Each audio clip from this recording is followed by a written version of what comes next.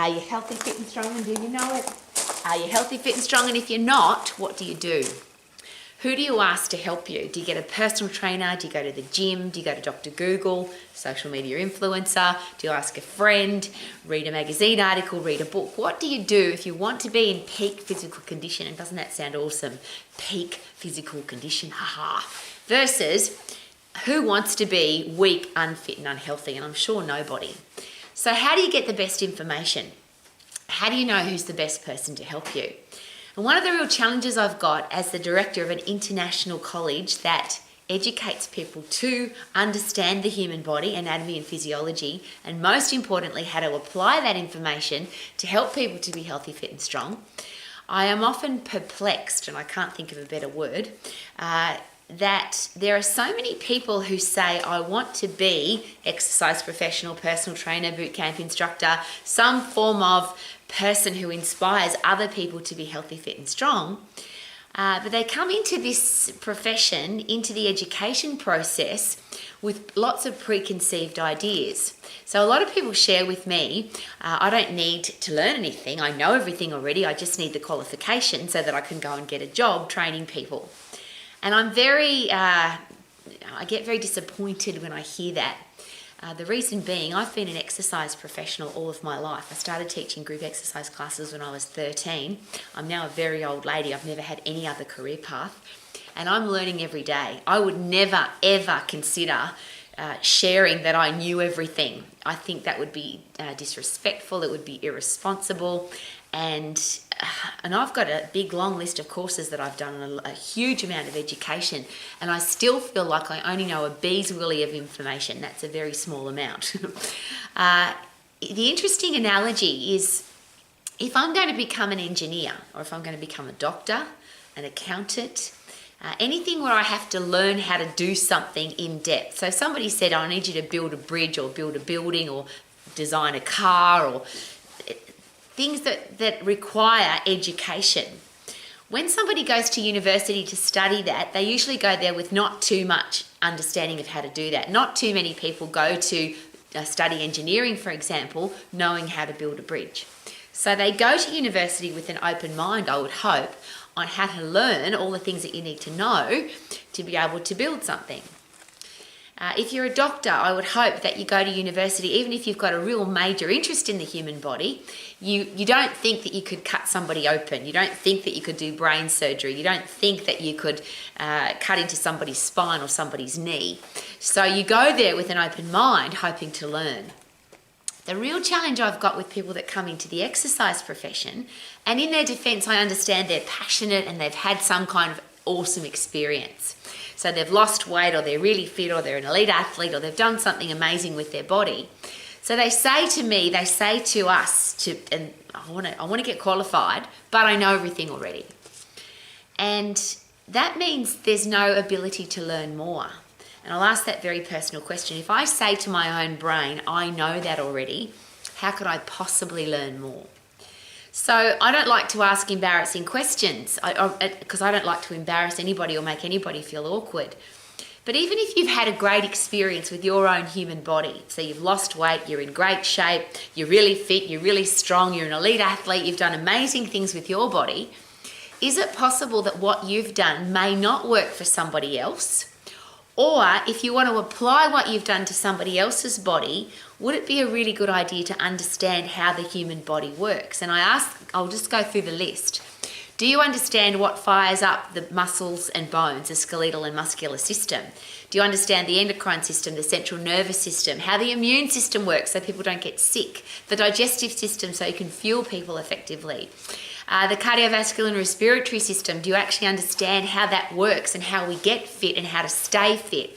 The skeletal and muscular system, interesting, how do we get those really strong and keep them strong? And the three questions that I always ask is to do it safely, effectively and fast, because one of the big challenges with people not getting results from their exercise program is they don't get results fast enough, so they give up. Obviously, if they're injured, they have to give up because they're hurt. And if it's ineffective, it's not working, obviously people aren't going to stick to their program. So do we understand, and should we understand as exercise professionals? And I always use the analogy of a car mechanic If I'm going to fix somebody's car, tune somebody's car, make somebody's car go better, do I need to understand all the parts of the car? Do I need to understand how the engine works? Do I need to understand what a spark plug is? How do the tyres work, and how does that whole mechanism of getting the tyres to, or the wheels to turn, how does that work? What's a carburetor, and what kind of oil do I put in the car, and how much water, and all of the stuff that mechanics need to know about cars. Imagine taking your car to the mechanic and they didn't know that. You said, could you please fix my car? And they said, sure, where's the engine? Or how many wheels has your car got? Or I don't know what a carburetor is. I'm sure that you wouldn't want to leave your car with that mechanic. But when I ask the same question of most people who are giving out information about eating and exercise, if I ask those simple questions, how does the endocrine system work? How does the central nervous system work? How does the immune system work? What are the muscles and bones? What's their origins, insertions, and actions? What are safe exercises? What are ineffective exercises, and why? Not just don't do that, it's dangerous, or you should do this one because it's great, but why and how? And is it safe, and is it effective, and is it fast? Is there a better exercise? And I don't ask those questions anymore because a lot of people who are already qualified can't answer those questions. A lot of people say to me, oh, this is a great exercise. And when I ask them, why is it a great exercise? What does it do? What muscles are being used? What's the origin, insertion, and action of those muscles? What's firing up those muscles to work? Which energy system are you working in? And if I talk about the phosphate system, the lactate system, the aerobic system, which is the ABC of exercise, because that's where the energy comes from to do everything that we do, a lot of exercise people can't answer those questions. So here's a great question. If you are going to somebody for advice, would it be a really good idea to have a general understanding of how your own body works? There's two things there. One is you might not need too much help because you understand now how the central nervous system works, how the endocrine system works, how muscles and bones work, being fired up by both of those, how to fuel your body effectively, and how to make sure that your immune system's working effectively so you stay healthy, fit and strong. If you know all of that already, common sense and logic says you might even be able to figure out how to exercise your body effectively. Is this exercise safe? A lot of exercises you can just look at them and go, that doesn't make any sense. And if you've got anything to do with workplace health and safety, or you've got anything to do with just looking at something and going, I don't think that's good for the human body, then why would we take advice from somebody who's giving exercises that look like they're dangerous? Or if they were in a workplace or in a factory or on a construction site, and those exercises or that body movement was being done, the person asking you to do that would get sued because they're dangerous. Doesn't that mean that the person who's giving you the exercise that isn't dangerous, isn't safe, or is dangerous, isn't safe, isn't effective, and it's very slow, doesn't have a good understanding of how the human body works, which is the same as taking your car to a mechanic who doesn't know what the engine is, doesn't know what the carburetor is, and doesn't know what a spark plug is. This is really uncomfortable for me to ask these questions because unfortunately my profession, and I have to call it my profession, and I'll just give you an example of that. We talk about there's dodgy lawyers, or there's dodgy doctors, or there's dodgy builders, or there's dodgy plumbers, and of course there are. And unfortunately, if somebody has a bad experience with the lawyer, they now think that all lawyers must be dodgy. If somebody has a bad experience with the builder, then they think, well, maybe all builders aren't professional. Unfortunately, in my profession, because there are so many people who haven't learnt their anatomy and physiology, we've got a very bad reputation, including me, because I'm part of that profession. Obviously, that's why I've become involved in education and why I'm so committed to learning and why I keep learning every single day. So there's two parts to my question for this particular Romax, because remember, Romax is all about being healthy, fit and strong for the rest of your life. And I'm sure you don't want to do that slowly. You don't want to do that unsafely so you get injured. And you don't want to do something that's going to waste your time or is ineffective. So what do we need to know about our own body to make sure that we can get it fit and strong and it stays that way for the rest of our life? And of course, that is anatomy and physiology. So if you are, and as I share, there's two parts. If you are an exercise professional, please learn your anatomy and physiology. I'm probably begging, because we have a very bad reputation. There's a lot of people who don't take personal trainers seriously, and particularly the medical professionals don't take us seriously. And I share that very openly because I've been told so many times by cardiologists, endocrinologists, psychologists, orthopedic surgeons, physiotherapists and chiropractors, we would never send our patients to a personal trainer because personal trainers don't know their anatomy and physiology, and they hurt people. I had a prominent physiotherapist share with me that they love personal trainers and certain styles of exercise classes because that's where all their business comes from, because personal trainers are wrecking people's joints and they end up in the physio, and that the physio is getting rich off the silly mistakes that personal trainers make. See, that kind of stuff really embarrasses me. So if you are in the exercise profession, would it be a really good idea for all of us to be professional, to raise the standards, learn our stuff, know our stuff? Imagine if most car mechanics didn't know how cars worked, it would be a very unprofessional occupation. Well, I don't want to be involved in an unprofessional occupation. The second part of this, though, is if you are looking for information about how to get your body healthy, fit and strong, could it be a really good idea to perhaps put some tests in place for your exercise professional? And if they're professional, they'll know their stuff.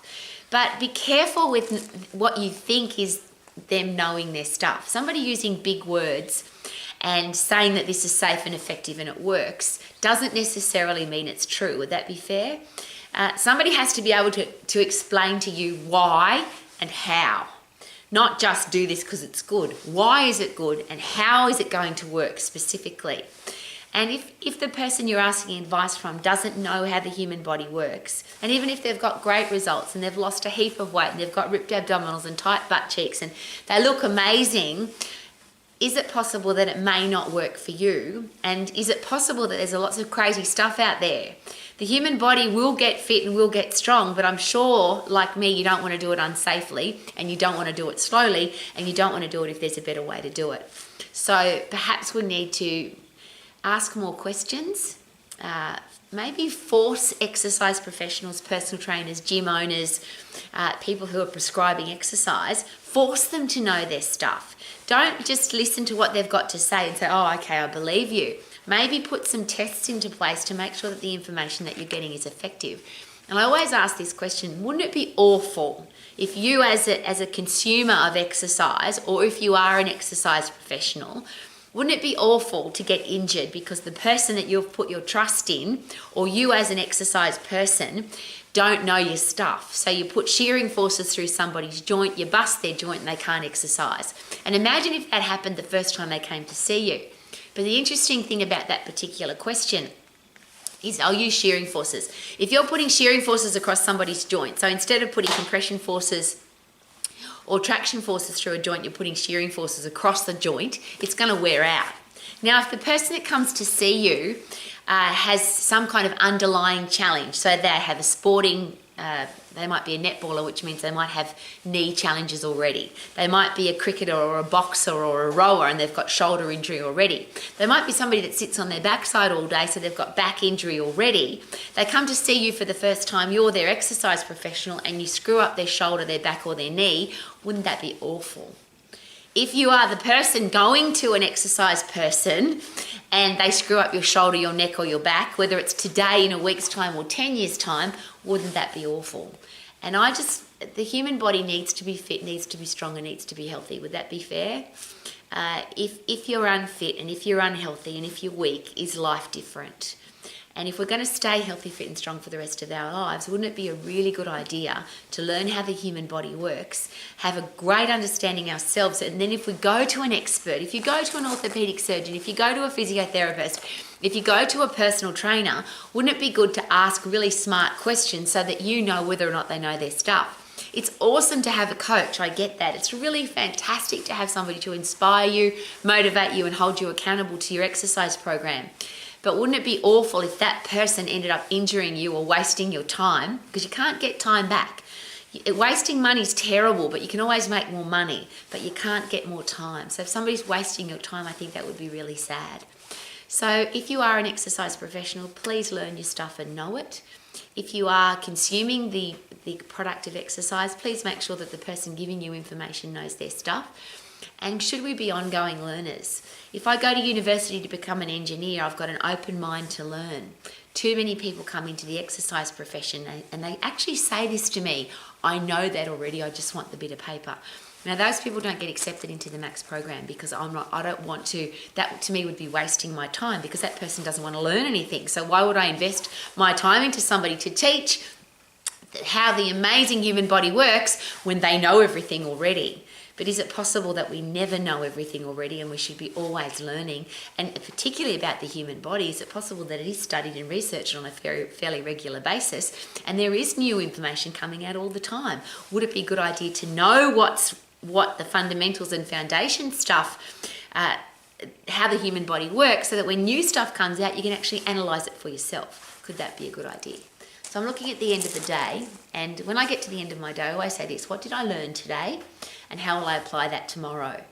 And I want to keep learning. I don't want to be the person that says, I know that already. I think that's embarrassing because how could I possibly know everything already? So may you, like me, love your human body, love being healthy, fit and strong, be able to sing every single day, I feel good, na na na na na na na. I knew that I would now because I love how fit and strong my healthy human body is. Woo!